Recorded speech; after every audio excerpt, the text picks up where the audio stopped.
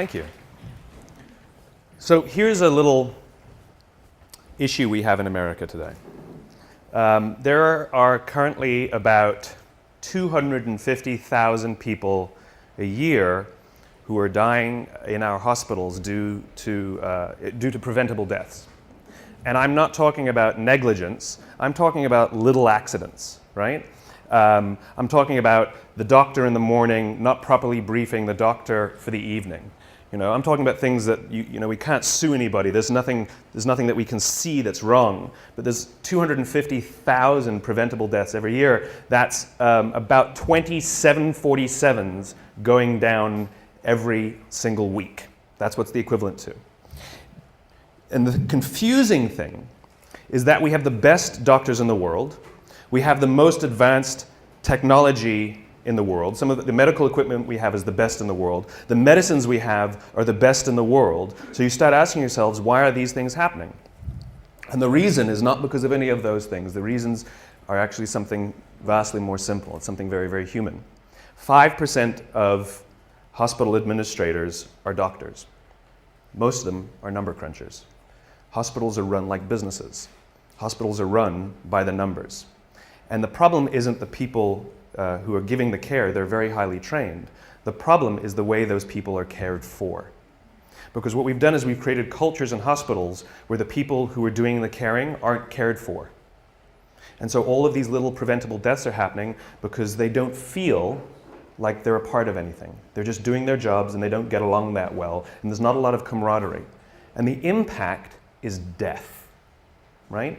Now I use this example because it's exaggerated because the impact is so powerful. But the problem is the same in our own companies, right? Which is we come to work and we're told you must care for your clients, you must care for your customers, you must make them the focus of all you do, and yet why aren't the people who are managing us from the top caring about us? So yes, in a hospital the impact is worse, but the impact that we're having on the outside world is just as bad. In other words, we're not working at our best. We don't care for the things we're doing. We're not helping each other is the most important part. And the residual impact is that we are unfulfilled by the work that we do. And when we're unfulfilled by the work that we do, we focus on the details. And when we focus on the details, we retract from each other. When we retract from each other, we feel lonely. And when we feel lonely, cancer goes up, heart disease goes up, diabetes goes up. In other words, by going to work, we're killing ourselves. Literally. There's another study that was released not that long ago that says that parents who work late, the negative impact that it has on their children is little to none. They may feel guilty as parents, but the negative impact that it has on the raising of their children is little to none. However, parents who come home from jobs they hate or don't love, their kids are more likely to be bullies at school. And now you think about the bullying epidemic we have in America, right? Where there's this disturbing number of young children who are killing themselves, suicides, because of bullies. The problem is not the schools. And the problem isn't even the parenting. The problem is the jobs the parents have. This is the importance and this is the power of the work that we do and the places we go to work, right? Most of us, I mean, like if you listen to the unemployment statistics, they say, you know, we're all-time high, record high, 9 to 10% unemployment, right? And people go, oh my God, that's terrible. And I hear that number and I go, well, that means 91% still have a job. Right? Now granted, we want to get that employment number up, but that means 91% are still going to work. The question is how many of them are coming home fulfilled by the work that they do and how many of them are waking up inspired to go back to work the next day. If we don't love our works, we don't look out for each other. And if we don't look out for each other, we feel lonely. If we don't feel lonely, all these negative things happen. So what example can I share with a creative audience about how to change this? The United States Marine Corps. I had the great honor last week of spending a week with the Marines. I spent a couple days at Camp Lejeune, and then I went for a few days to Paris Island to watch them go through boot camp. And this is it's a remarkable, remarkable human experiment that they're doing. And even though they know what works, they don't know why it works, but they don't need to know why because they know that it works, right?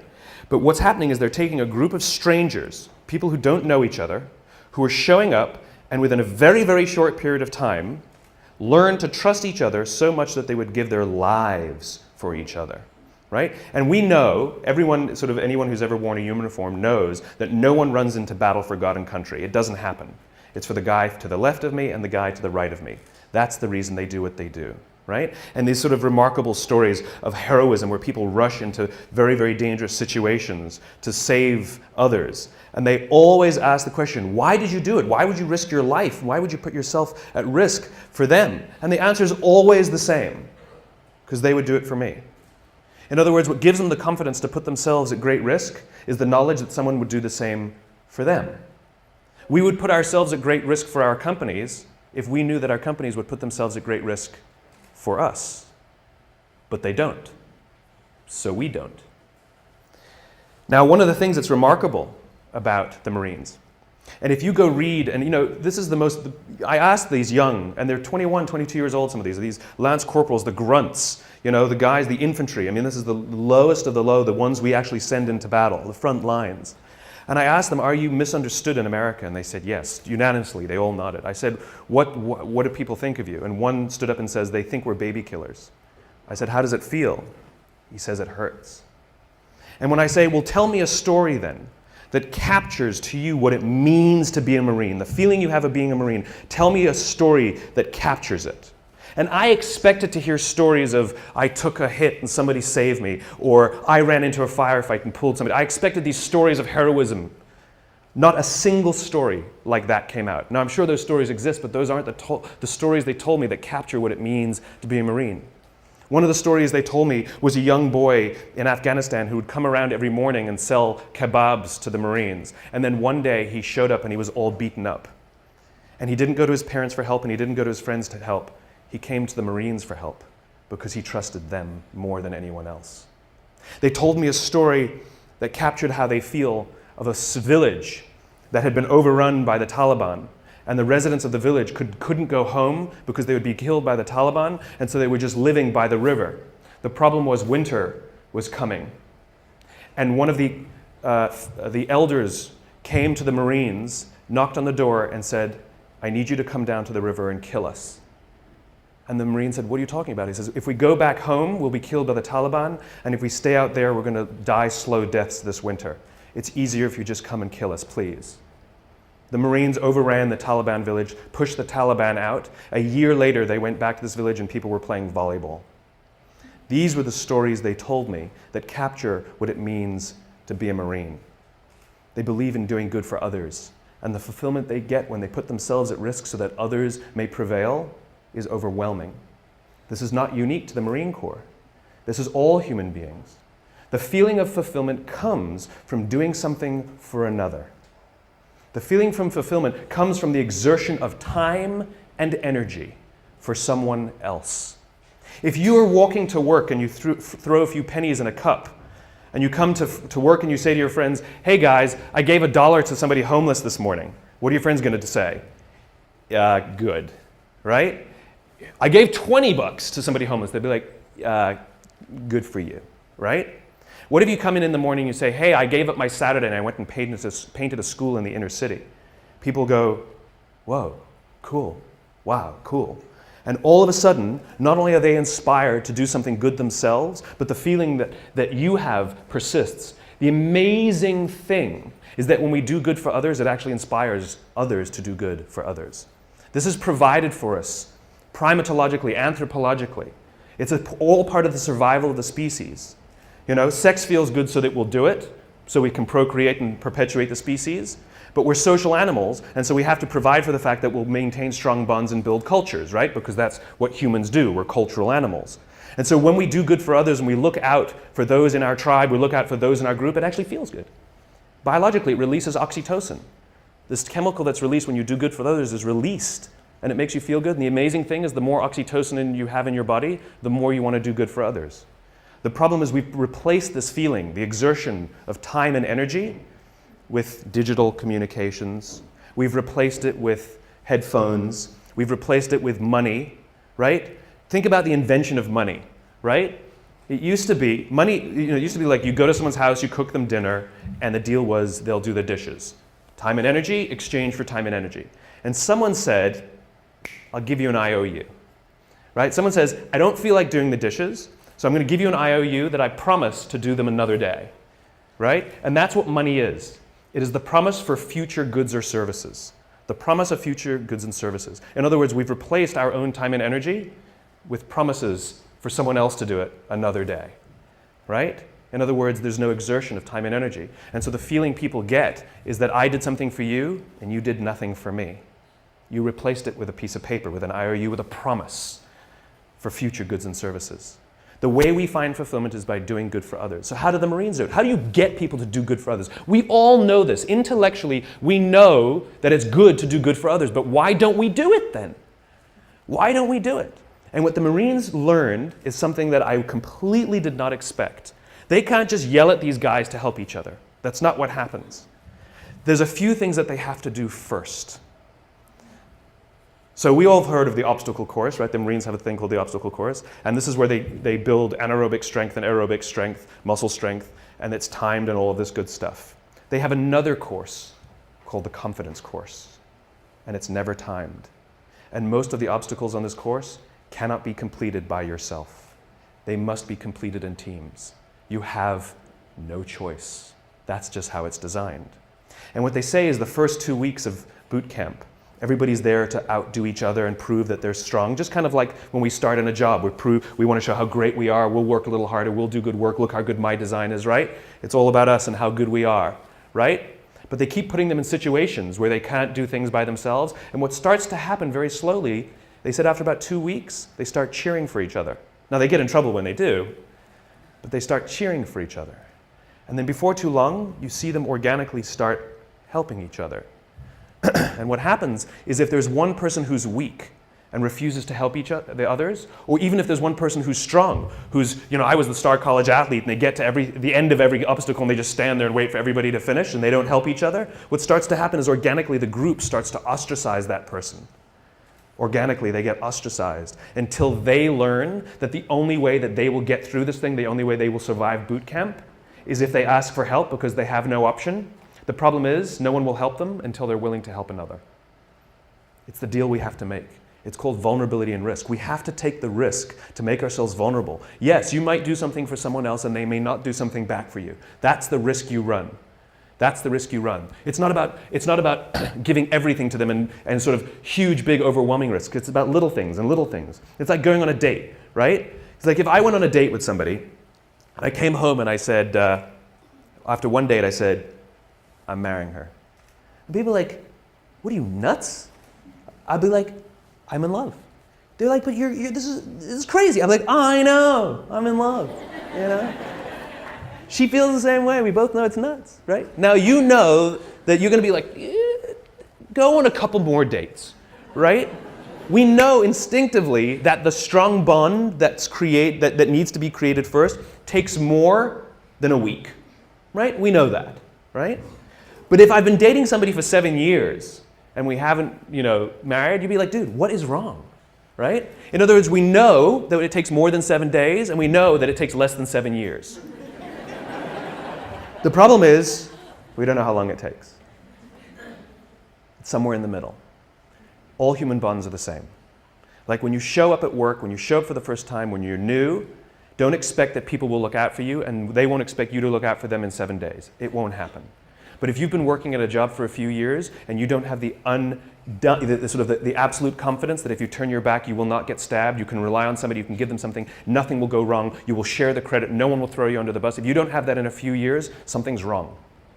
Something's wrong. I don't know how long it takes, but I know that's more than a week and I know it's less than 7 years. And the Marines fundamentally understand that before anyone is willing to put themselves out for another, they have to have self-confidence.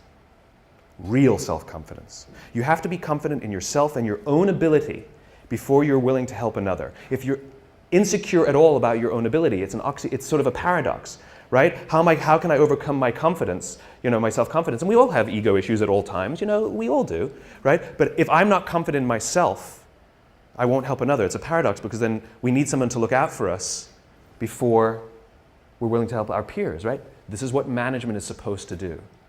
The drill instructors, the school, they are there, our parents, they are there for one reason and one reason only, to help us feel strong and good about ourselves.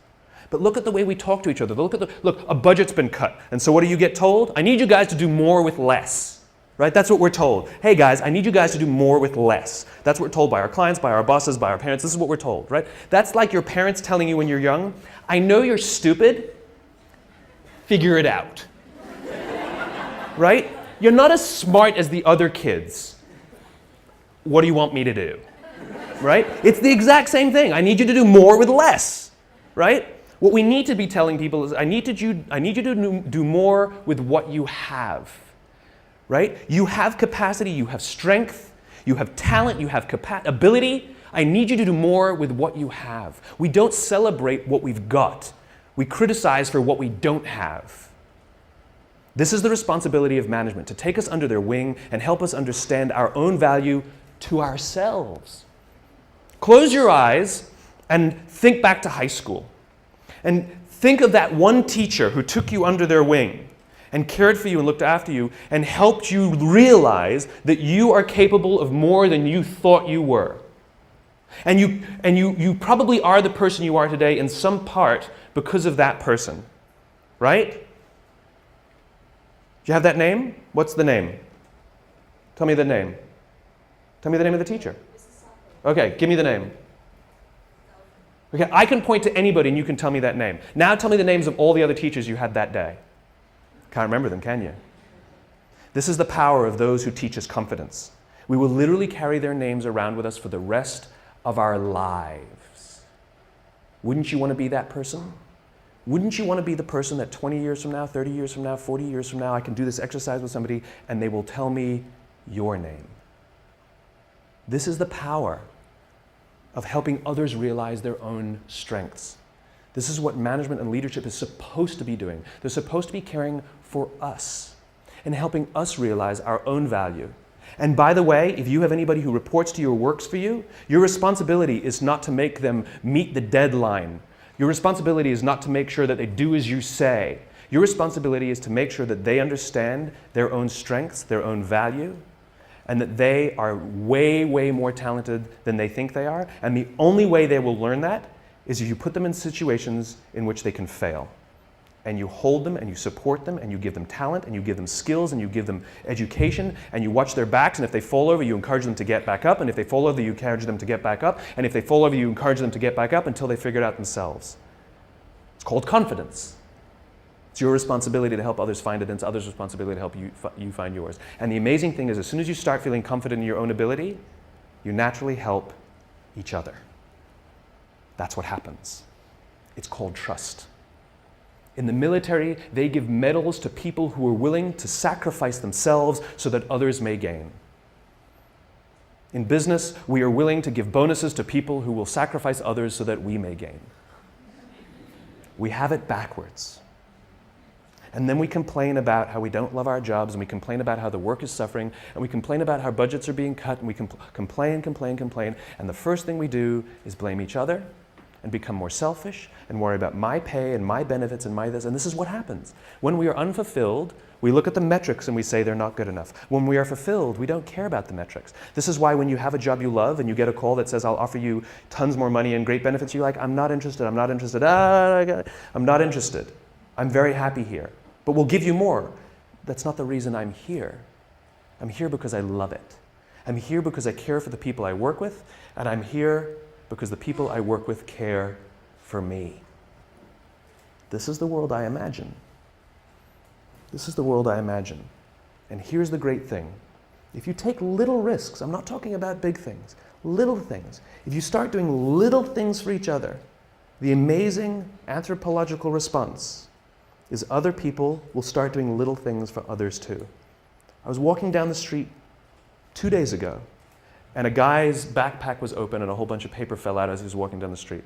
And I happened to be behind him, and so my friend and I just we were in mid-conversation, and in mid-conversation, we never even stopped talking. We just bent down, sort of helped him gather his papers, hand them back to him, sort of pointed out that his book bag was, his backpack was unzipped, and he said thanks, and we walked on. It was like no big deal, right? We get to the end of the street, and we stand we're waiting to cross the street. We're still talking, we haven't stopped talking. And the guy in front of us turns to us and says, I saw you help that guy. That was really cool. But here's what's great about that. The guy will go do something for someone else simply because he saw us bend down and pick up paper for someone else. He will actually go do something for someone else because of it. Right? He won't give to charity because he sees me put $1 in a cup. But he will actually help someone because he saw someone also help someone. Little things. Hold a door open for someone. Say thank you to the person who holds the door open for you. Smile to the barista. Little things. Put your foot in the subway when the door is closing so someone who's running will make it. Hit the open at the elevator. Don't go...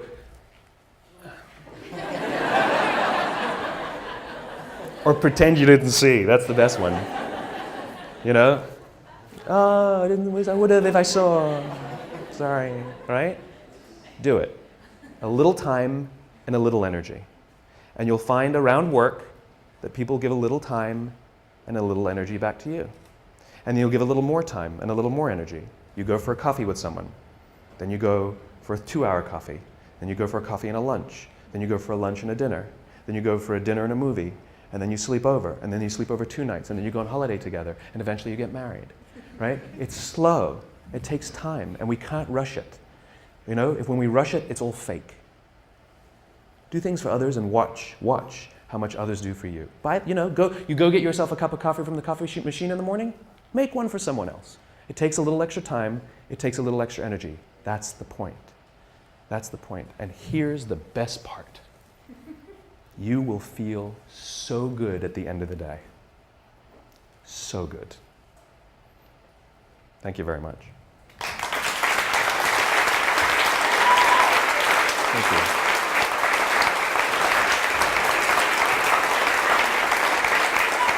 Thank you. Next month is Bree Pettis, who is one of the founders of MakerBot. He's going to be speaking. Seriously excited. And the funny thing is, I ran into him about 4 weeks ago on a playground. And I saw him sitting there. I've never met him, but I recognized him from videos that I've watched about MakerBot.